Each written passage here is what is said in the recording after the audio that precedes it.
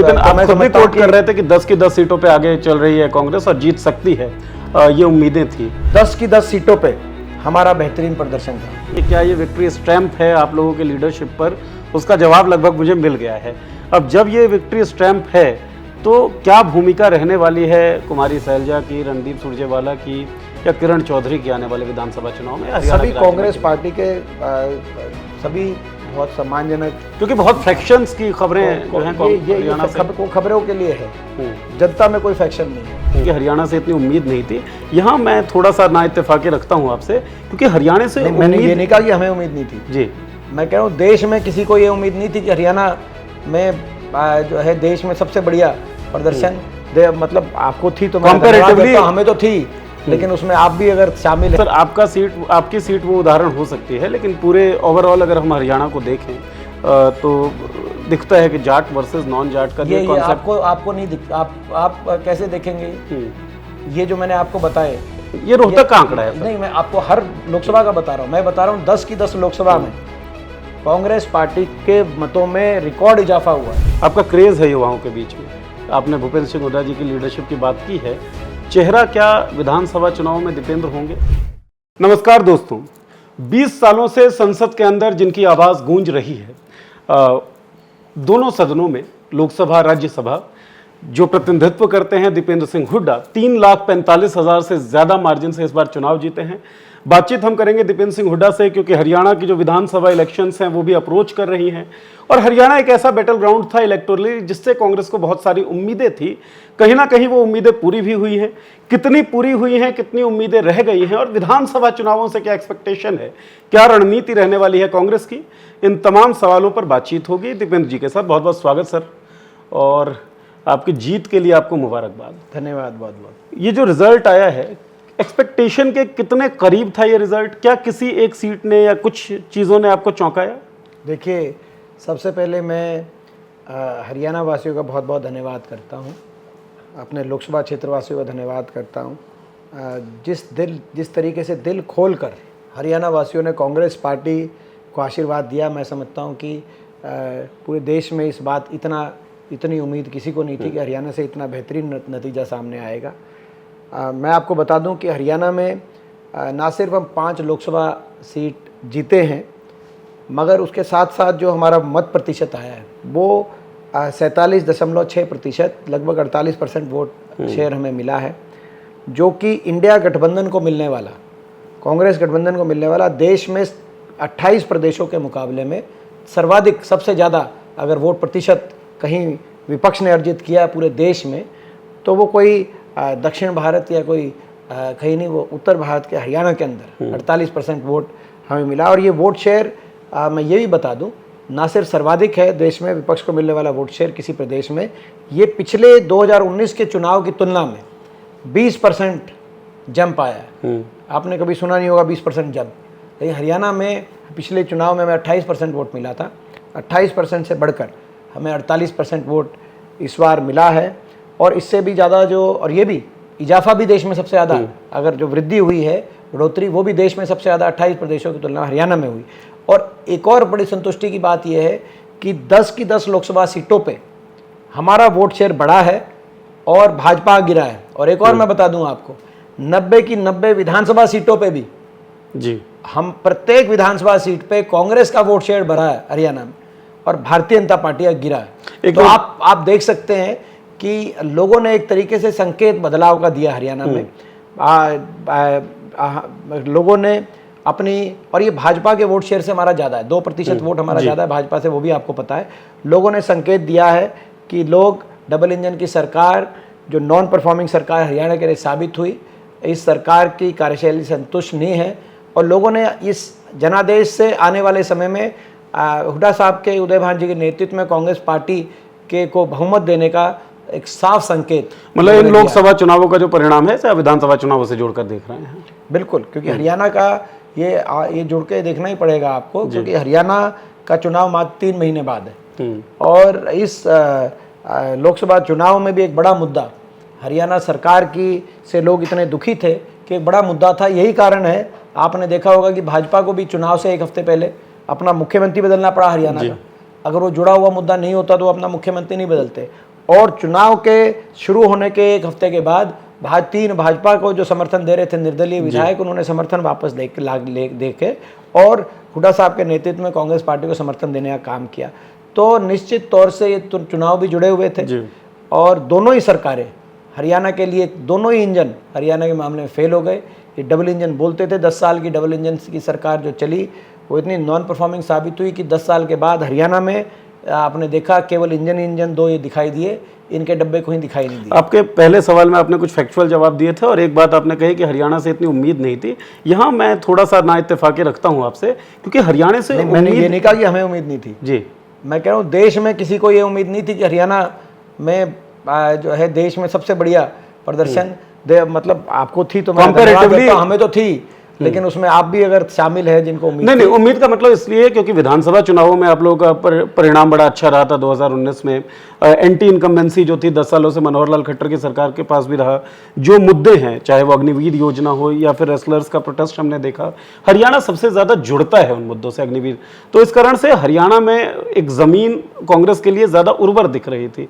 उसमें 5 सीटें, तो 5 क्यों रह गई? अच्छा, मैं ये भी आप बताना चाहता हूँ आपको, कांग्रेस पार्टी की अगर 50% सीट पूरे देश में आई है कहीं या 50% से ज़्यादा, तो वो मात्र 2 ही प्रदेशों में आई, हरियाणा और पंजाब जी। तेलंगाना में कांग्रेस पार्टी प्रचंड बहुमत से सरकार बनी, मगर वहाँ भी 17 में से 8 ही सीट आ पाई। कर्नाटक में कांग्रेस पार्टी की प्रचंड बहुमत सरकार बनी, मगर वहाँ भी आधे से कम। तो ये एक अपने आप में मैं धन्यवाद करता हूँ हरियाणा के लोगों का कि सीट के आप कह रहे 5, तो सीट के भी मामले में देश में नंबर 1 पे पहुँचाया। आप ये कह रहे हैं कि भाई वोट प्रतिशत में भी देश में सबसे ज़्यादा है और सीट भी सबसे ज़्यादा प्रतिशत में आई रोहतक में और हरियाणा में, और आप ये उससे भी ज़्यादा हो सकती थी, ये सही बात है। मगर मैं इसी आप खुद भी कोट कर रहे थे कि 10 की 10 सीटों पे आगे चल रही है कांग्रेस और जीत सकती है, ये उम्मीदें थी। 10 की 10 सीटों पे हमारा बेहतरीन प्रदर्शन रहा और मुझे इस बात की खुशी है कि पूरे प्रदेश में हमें हर वर्ग ने और हर क्षेत्र में हमें साथ में आशीर्वाद मिला और देश में सबसे अच्छा प्रदर्शन विपक्ष का तमिलनाडु और केरल और कर्नाटक से भी बढ़िया वो हरियाणा में मिला। तो इस बात का मैं समझता हूँ कि जो है इतना हरियाणा झटका देगा, भारतीय जनता पार्टी को भी उम्मीद नहीं थी। आज उत्तर प्रदेश में भी हुआ, आप देखो, मगर वहाँ से भी ज़्यादा, उत्तर प्रदेश में 43% वोट मिली इंडिया गठबंधन को, हमें 48%, लेकिन सीटें 50% से तो ज़्यादा हैं। हाँ, मगर किसी एक पार्टी की नहीं है, यहाँ एक पार्टी की है जी। तो आप इस बात को देखें, एक पार्टी का कांग्रेस का अगर कहीं बल मिली है, वहाँ पे कई पार्टियों इकट्ठी होके है। तो ये मैं समझता हूँ कांग्रेस की मजबूती आप किसी एक प्रदेश में देख सकते हैं जी। तो हरियाणा प्रदेश में आपने देखा तो हरियाणा और इसमें 90 में से 46 विधानसभा सीटों पे हमें लीड मिली, भारतीय जनता पार्टी को 44 पे सीट मिली। तो वोट प्रतिशत भी हमारा ज़्यादा है, सीटें भी हमारी ज़्यादा आई हैं। स्पष्ट रूप से लोगों ने संकेत दिया है कि हरियाणा में लोकसभा में लोगों ने किया है भाजपा को हाफ, विधानसभा में करेंगे लोग भाजपा को साफ, ये संकेत दिया। तो ये जो विक्ट्री है, क्या ये स्टैंप है अथॉरिटी, एक हुडाज का जो वर्चस्व है हरियाणा के अंदर, उनकी राजनीति पे एक अथॉरिटी के तौर पे आप देखते हैं? देखिए, ये मैं समझता हूँ किसी जो विक्ट्री है, ये कांग्रेस पार्टी की विक्ट्री, हमारी विचारधारा की विक्ट्री है, कांग्रेस के शीर्ष नेतृत्व की मैं समझता हूँ कि उन्होंने जो संघर्ष किया राहुल गांधी जी ने, उनकी जीत है। और जिस सूझबूझ के साथ कांग्रेस के शीर्ष नेतृत्व में आज से 1.5 साल पहले हरियाणा में नेतृत्व में बदलाव करके चौधरी उपेंद्र सिंह हुड्डा जी पर विश्वास व्यक्त करने का एक संदेश दिया गया था और चौधरी उदय भान जी को प्रदेश अध्यक्ष के रूप में हरियाणा जिम्मेदारी दी गई थी। तो जो हरियाणा के अंदर एक बड़ा वैसा मैं समझता हूँ कि कांग्रेस के हाईकमांड ने हुड्डा साहब पे जो जिम्मेदारी दी थी, एक विश्वास व्यक्त किया था, ये उस विश्वास की भी जीत है। क्योंकि आपने देखा होगा पिछले 1.5 वर्ष में, चलो ये तो हमने चुनाव के अंदर नतीजे आए, मगर इससे पहले भी 40 से ज़्यादा पूर्व सांसद, मौजूदा सांसद, पूर्व विधायक और मौजूदा विधायक कांग्रेस पार्टी में, भाजपा और जजपा खास तौर पे इन पार्टियों से कांग्रेस में शामिल हुए थे। क्योंकि वन वे ट्रैफिक हरियाणा के अंदर 1.5 साल से चल रहा था, जब से हुड्डा साहब के और उदय भान जी के हाथ में हरियाणा की कांग्रेस की कमान, हाई कमान ने देने का काम किया था। उससे पहले हरियाणा में परिस्थितियाँ दूसरी थी, कांग्रेस छोड़ के लोग दूसरे दलों में जा रहे थे। लेकिन 1.5 साल से जो ये वन वे ट्रैफिक इतनी बड़े स्तर पे जो ज्वाइनिंग्स हरियाणा के अंदर हुई थी, वो भी मैं समझता हूँ कि इस बात का संकेत था। और मैं ये भी बताना चाहता हूँ, हर वर्ग ने साथ दिया। मैं रोहतक लोकसभा क्षेत्र की बात करूँ, रोहतक लोकसभा क्षेत्र में ना सिर्फ 3.5 लाख के लगभग मार्जिन से, जैसे आपने कहा, जो कि 345 से ज़्यादा कमाते जो 3,45,000 3,46,000, जो कि हमारे प्रदेश में सर्वाधिक मार्जिन है। और कांग्रेस के जो है में तीसरे नंबर पे एक जो है असम में एक बड़ा मार्जिन आया है जी, और दूसरे नंबर पे जो है राहुल जी का 3,90,000 का है। और फिर उसके बाद तीसरे नंबर पे ये बड़ी जीत कांग्रेस पार्टी में विपक्ष में हुई है। लेकिन उसके साथ साथ खुशी है और ये संकेत है आने वाले समय का कि हर वर्ग ने साथ दिया। जो सबसे बड़ा अहीर बहुल्य क्षेत्र, विधानसभा क्षेत्र हरियाणा में है, कोसली, वहाँ से भी मुझे लीड मिली, वहाँ से भी लोगों ने आशीर्वाद दिया और वहाँ से जिताकर भेजा। जो सबसे बड़ा पंजाबी समाज बहुल्य विधानसभा क्षेत्र है हरियाणा में, रोहतक, वहाँ से भी लोगों ने आशीर्वाद दिया, वहाँ से भी मुझे लोगों के आशीर्वाद से वहाँ से भी जिताकर लोगों ने भेजा। लगभग जितने ब्राह्मण बहुल्य गांव हैं उन सभी गांव के अंदर तो 36 बिरादरी मुझे बढ़त मिली।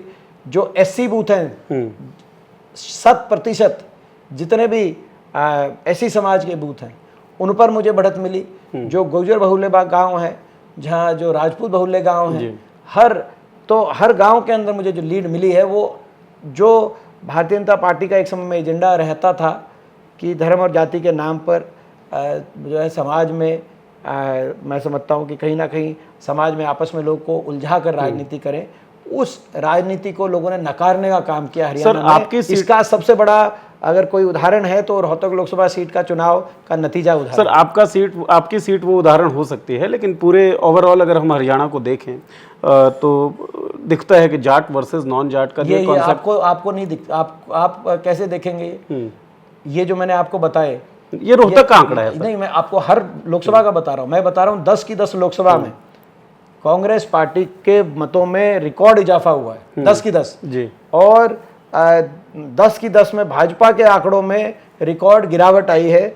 और जो है 90 की 90 विधानसभाओं में, चाहे वो विधानसभा किसी भी जाति बहुल्य विधानसभा हो, इजाफा हुआ है वोट शेयर 90 रिकॉर्ड जी 20%। अब हिसार में 33% इजाफा कांग्रेस के। और हर विधानसभा क्षेत्र में रिकॉर्ड गिरावट भाजपा की आई है। तो आपको क्या दिखे या ना दिखे, मगर जनता ने देख लिया है कि भारतीय जनता पार्टी की जो ये नीति थी, इस नीति से हरियाणा वासियों भला नहीं हो सकता। चलिए, तो कारण बताएं आप, क्योंकि 2019 में आप चुनाव हार गए, भूपेंद्र जी चुनाव हार गए और बहुत खराब प्रदर्शन रहा था। इन 5 सालों में क्या बदला सर ऐसा? देखिए, 2019 में मैं धन्यवाद करता हूँ कि ये देखिए आप, ये डाटा ये आप दिखा सकते हैं अपने उनको कि 10 की 10 लोकसभा क्षेत्रों में। आप ये देखिए, जी, ये मैंने देखा हुआ है। शायद आपने ये नहीं देखा होगा, तभी आपने वो प्रश्न पूछा था। तो ये लेकिन फिर भी कॉन्सेप्चुअली ये चीज चल रही है। और ये भी देखिए, जिन विधानसभाओं में हमें लीड मिली, ये 19 में था जी, और ये 24 का है। तो नहीं, बहुत चीज़ें बदल गई 2019 और 24 के बीच में। तो बहुत सी ऐसी परिस्थितियाँ थी जो बदली हैं। 19 में आपने कहा कि मैं फिर भी धन्यवाद करता हूँ कि पूरे उत्तर भारत में सबसे ज़्यादा मत प्रतिशत जी, उस समय भी रोहतक में 48% लोगों ने मुझे आशीर्वाद दिया था और मात्र 7,500 वोटों से लोकसभा चुनाव का अंतर रहा था उस समय। लोगों ने उस समय भी साथ दिया था, लेकिन जैसे आपने कहा कि थोड़े अंतर से उस समय और दोनों सीटों पे अच्छा मुकाबला था। बाकी हरियाणा में प्रदर्शन उस समय वाकई खराब प्रदर्शन काफ़ी खराब था। 2 ही सीटों पे था, रोहतक और सोनीपत में मुकाबला। तो क्या मेन फैक्टर्स आपको लगते हैं जिसने 2024 के इलेक्शन को एलिवेट किया है? उसमें देखो, 2019 में कई फैक्टर थे। पुलवामा का एक व्यापक असर हरियाणा, क्योंकि जो है मैं समझता हूँ सैनिकों की भूमि है, बालाकोट एयर स्ट्राइक जो हुआ उसका एक व्यापक असर कहीं हुआ था जी। खास तौर पे क्लोज सीट्स रोहतक और सोनीपत, जैसे मैंने कहा। पुलवामा का काफ़ी व्यापक असर था।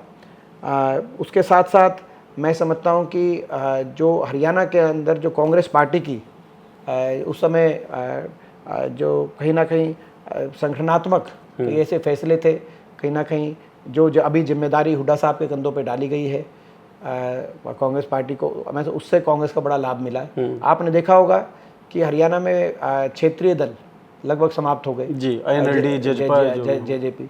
तो उस समय मैं समझता हूँ कांग्रेस के संगठनात्मक रूप से जो कई हमारे प्रदेश स्तर पर वो जिम्मेदारी जो जिस प्रकार से जिन लोगों के कंधों पे थी, अशोक तंवर उस समय प्रदेश अध्यक्ष थे, मैं समझता हूँ वो सबको साथ लेके चलने में वो कामयाब नहीं हो पाए थे, जो उनकी एक्सेप्टेबिलिटी नहीं। क्या वजह रही थी सर? क्योंकि वो काफी मतभेद की स्थिति अशोक तंवर के उस वक्त जब वो अध्यक्ष थे और आपका जो परिवार था या उनके साथ बड़ी मतभेद की स्थितियों की कहानियां आती हैं, सच्चाई क्या थी? नहीं, देखिए वो नेतृत्व की बात होती है, उनके नेतृत्व को लोगों ने नहीं स्वीकार किया। ये तो मैं समझता हूँ अब आपने देख भी लिया, पिछले चुनाव में उन्होंने कांग्रेस से लड़ा तब भी वो रिकॉर्ड बहुमत से हारे, इस बार भाजपा से लड़ा तब भी वो रिकॉर्ड बहुमत से हारे। तो मैं समझता हूँ कि ये एक बड़ा विषय था कि लोग जिसके नेतृत्व को स्वीकार करते हैं, हरियाणा में जैसे लोग चौधरी भूपेंद्र सिंह हुड्डा जी के नेतृत्व को मैं समझता हूँ छत्तीस बिरादरी का आशीर्वाद प्राप्त है।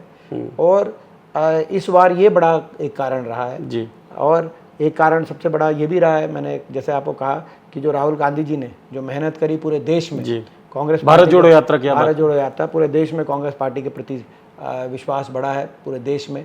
तो कई कारण जो सत्तारूढ़ दल की तरफ से, जैसे मैंने कहा, कई कारण जो हरियाणा प्रदेश में कांग्रेस की सियासत के अंदर है, कई कारण जो कांग्रेस के राष्ट्रीय स्तर पर जो राहुल गांधी जी ने जो जिस प्रकार से मेहनत करी, खड़गे जी ने जिस तरह से मेहनत करी, और उसके साथ साथ एक और बड़ी जो बात मैं कहूँ, हरियाणा में इतना जो व्यापक बदलाव हुआ है, 20% इजाफा जो हमारे, कि जो हर वर्ग को इस सरकार ने प्रताड़ित करने का काम किया। और हरियाणा एक ऐसा प्रदेश है कि हरियाणा वासी जब कहीं कोई अन्याय होता है तो लड़ाई लड़ते हैं, और जब हर वर्ग ने अपनी अपने हकों की लड़ाई लड़ी तो उनका साथ निभाने का हमने काम किया जी। जब किसान आंदोलन में 750 किसानों की जान चली गई तो उनके साथ कोई खड़ा था तो दीपेंद्र खड़ा था। जब महिला रेसलर्स के साथ और महिला हमारी खिलाड़ियों के साथ अन्याय हुआ, उन्होंने लड़ाई लड़ी तो उनके साथ जाके कोई खड़ा हुआ तो दीपेंद्र जाके लेकिन खड़ा जब हुआ। दीपेंद्र खड़े होते हैं तो उन पर राजनीति करने का आरोप भी लगता है। तो मैं आपको, मगर आप ने मैं ये कह सकता हूँ कि जिस भी वर्ग के साथ जब हमारी कर्मचारियों पे लाठीचार्ज हुआ, तो जब ओल्ड पेंशन स्कीम देने की लड़ाई लड़ने की बात आई तो दीपेंद्र अपने कर्मचारियों के साथ जा सबसे पहले खड़ा हुआ। जब संविधान पर इस सरकार ने संविधान को बदलने की बात कही तो उस लड़ाई में अगर सबसे पहले कोई अगर किसी की आवाज़ उठी तो हर वर्ग के साथ जब हम जाके खड़े हुए तो जब समय आया तो लोग हमारे साथ खड़े हुए। तो हरियाणा में ये भी बहुत बड़ा बदलाव है। जो मैंने सवाल पूछा था सर कि क्या ये विक्ट्री स्टैंप है आप लोगों के लीडरशिप पर, उसका जवाब लगभग मुझे मिल गया है।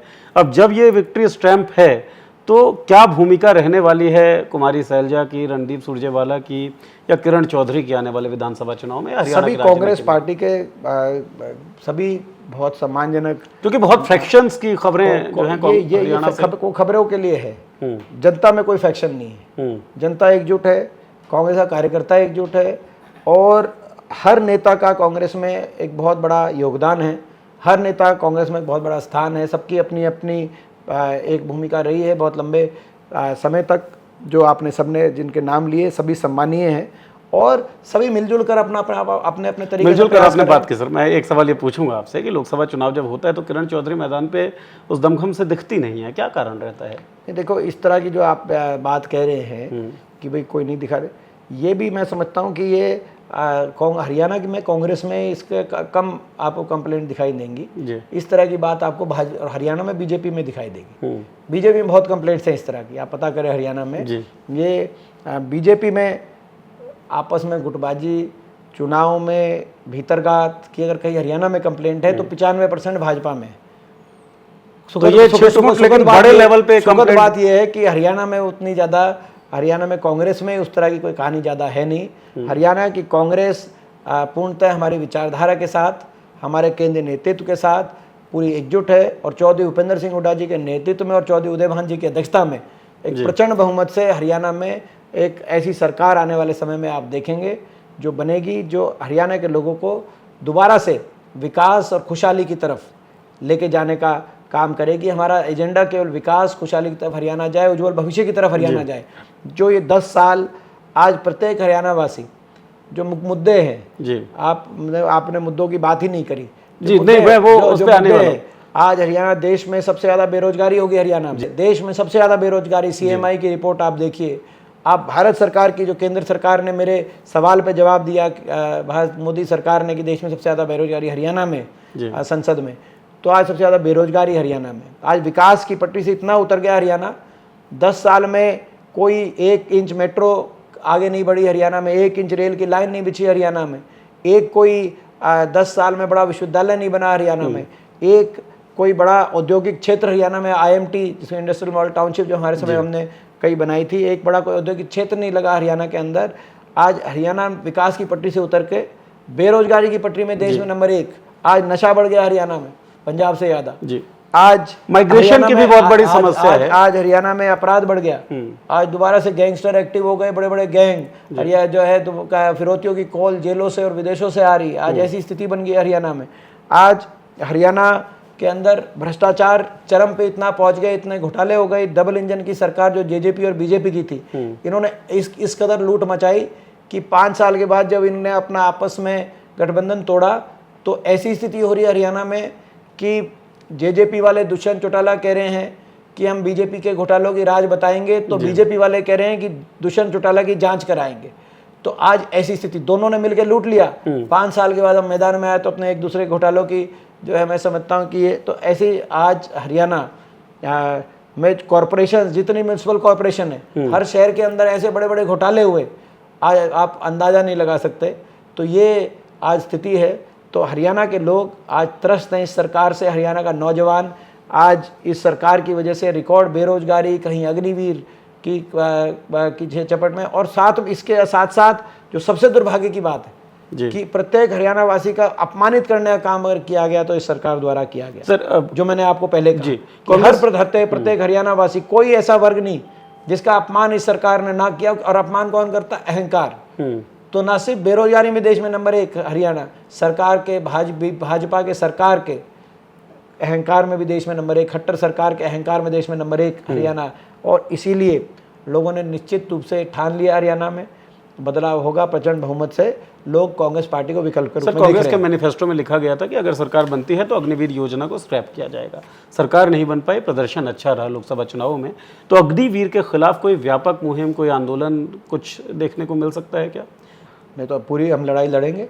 विपक्ष के पास संवैधानिक रूप से जो भी व्यवस्थाएं होती हैं, चाहे संसद से लेकर सड़क तक, सदन से लेकर, और अगर आंदोलन करना पड़ा तो कोई जो हम जिस रूप से भी करना पड़े करेंगे, हम लड़ाई लड़ेंगे। क्योंकि अग्निवीर हमारा मानना है देश हित में नहीं है, आज देश के नौजवान के हित में नहीं है, देश की फौज के हित में नहीं है, देश की सुरक्षा के हित में नहीं है।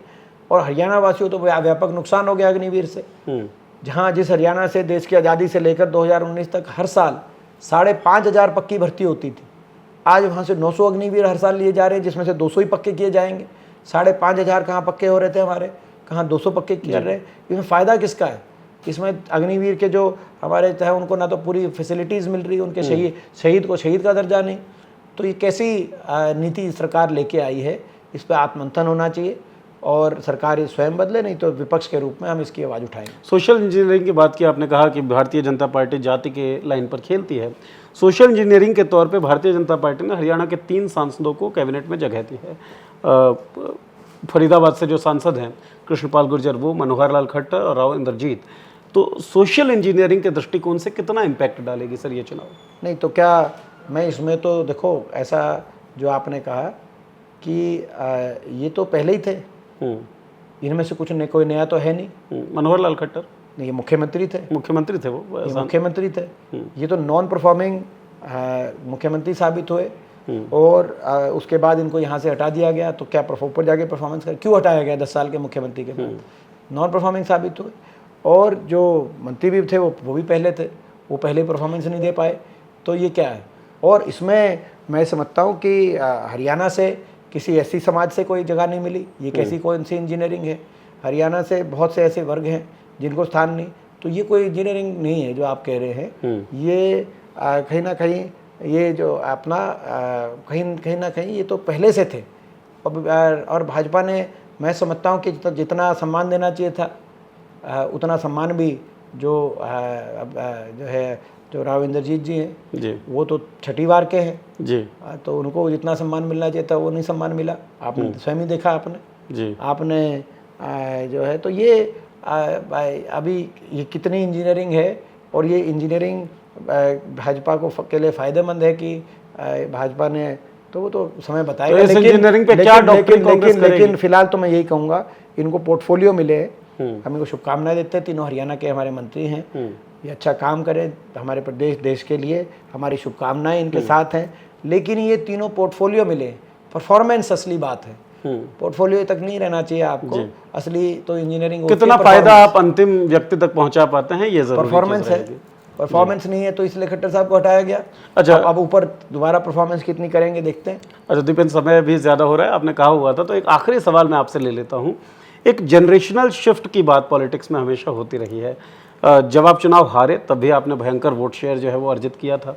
इस बार भी बहुत ज़बरदस्त मार्जिन आपका रहा है, आपका क्रेज़ है युवाओं के बीच में। आपने भूपेंद्र सिंह हुड्डा जी की लीडरशिप की बात की है। चेहरा क्या विधानसभा चुनाव में दीपेंद्र होंगे? देखिए, जो आपने बात करी, मैं धन्यवाद करता हूं दोबारा से अपने रोहतक लोकसभा क्षेत्र वासियों का कि इतनी बड़ी जीत, उन्होंने इतने बड़े आशीर्वाद से हरियाणा में सर्वाधिक जीत। और मैं ये भी बता दूं, मैं बहुत सौभाग्यशाली हूं, मैंने 5 चुनाव लड़े हैं जी।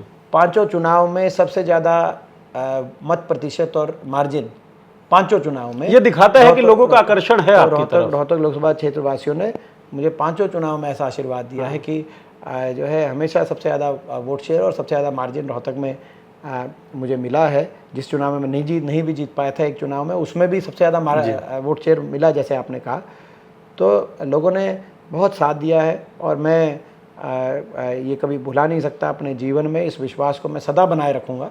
जहाँ तक पदों की बात है, मैंने कभी किसी पद की राजनीति जीवन में नहीं करी, और मैंने हमेशा अपने प्रदेश और देशवासियों के लिए ईमानदारी से हमेशा जो मैं कुछ कर पाऊँ, इस लक्ष्य के साथ मैं अब विदेश में अपना सब कुछ छोड़ के राजनीति में मैं आया था, और उसी लक्ष्य के साथ मैंने अभी तक अपना जीवन जिया है।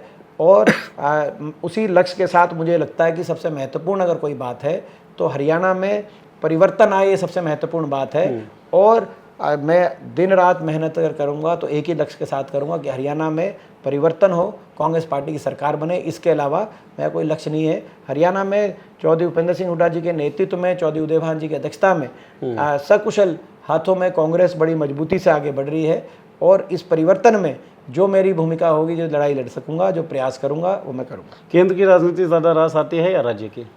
देखिए, मैंने कहा कि अपने प्रदेश और देश के लिए कोई अगर सच्ची नीयत से कोई भी व्यक्ति राजनीति में होगा तो वो राजनीति के लिए नहीं करेगा, वो राजनीति अपने लोगों की सेवा के लिए करेगा।